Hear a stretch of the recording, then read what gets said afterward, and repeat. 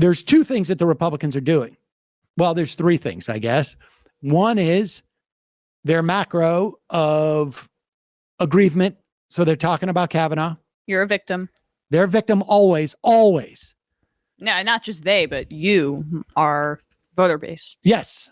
And in fact, you're victimized by the fact that like a white man had no opportunity at this position because white men never get a break in this country. Yeah. And particularly when it comes to the Supreme Court. This is the second woman in a row. And that's their the aggrievement. And then there's the high-low on the crime. You're soft on crime. Actually, you're pro-pedophilia. And pro, like, and their pedophilia is wrapped up in like the grooming that gay people presumably do. Exactly. Yeah, they're going to turn your kids trans, and you might like black people, and you might question the fact that white people have participated in systemic oppression of black people in this country. This is the way that it is all their larger narratives. Here is Tom Cotton.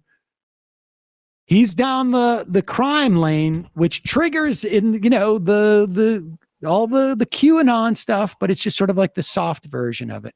Yeah, this is number three. And number three.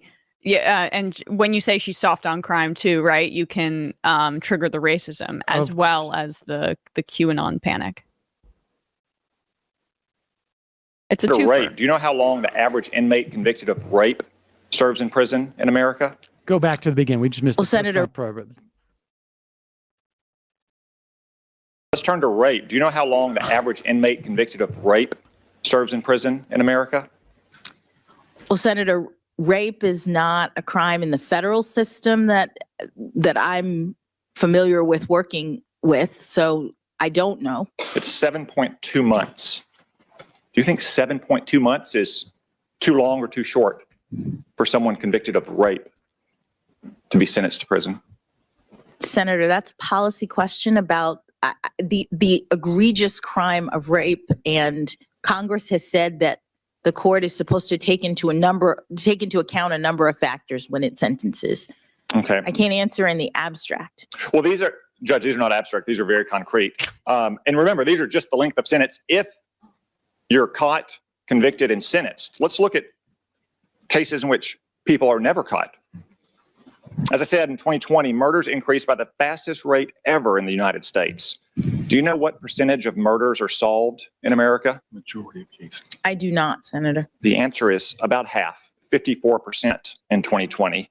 Do you think we should catch and imprison more murderers or fewer murderers? Well, Senator, it's very important that people be held accountable for their crimes. So that is a fundamental tenet of the rule of law.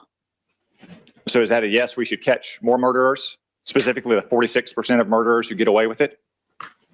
Senator, I'm not, to the extent you're asking about enforcement or law enforcement, those...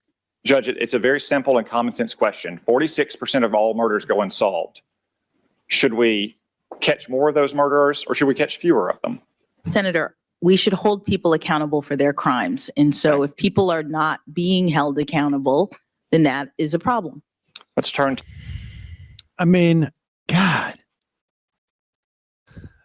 Now, go ahead. I was just going to say, the lineage that Tom Cotton is speaking in, if this was like 70 years ago, he would be saying, we can't pass anti-lynching legislation because we need to protect white women from rape. Yeah, which one is the party? Which party is the one that's actively discussing allowing a rapist's family to potentially sue a woman for getting an abortion if she... Not a woman of getting an abortion, but the providers. Oh, sorry. The providers. Okay. Yes. The provider for, I get confused state by state, but regardless, is protecting the rights of a rapist family to the unborn child, to the fetus, who is the product of that rape. That's what's happening in the Republican Party right now. Well, it's also just sort of like incredibly, what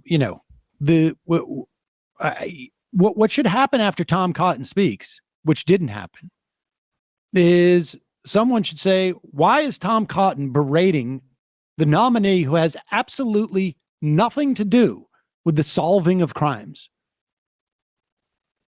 Has nothing to do with even the sentencing of rapists. Why doesn't he want to ask cops that question? Odd.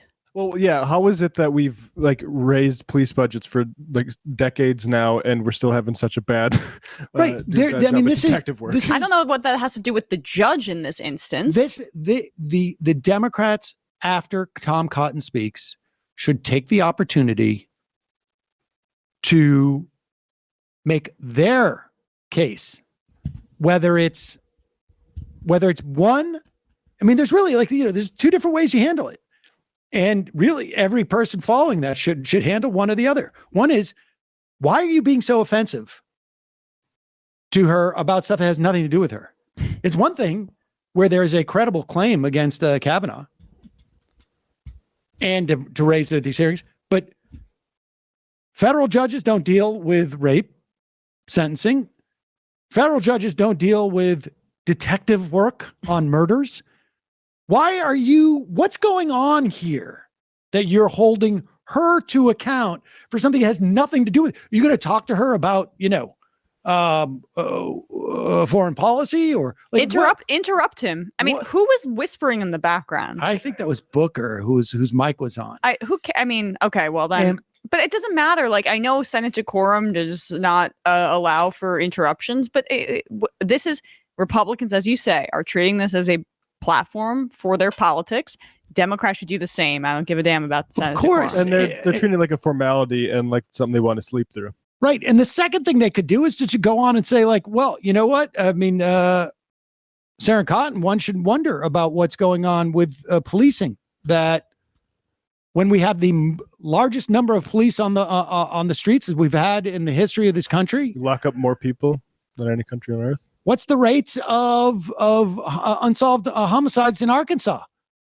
Like, yes, Tom Cotton is senator. He has nothing to do with the rate of solved homicides in Arkansas. Well, not with that attitude. Which is a great way to make an example of what he's doing to the nominee. Like, this is just, again, Democratic failure. Republicans are just walking all over these people, and it is not a coincidence. Again, I will say that probably the most senior Republican on this committee is probably the age of one of the most junior Democrats. And I'm sorry. I'm old. My parents are old. And these people are older. And they're of a different era. Their failure is written all over this. They have the votes already, and they're so they know. And if they can't predict what's going to go on in these hearings at this point, like, honestly, that just reinforces my case.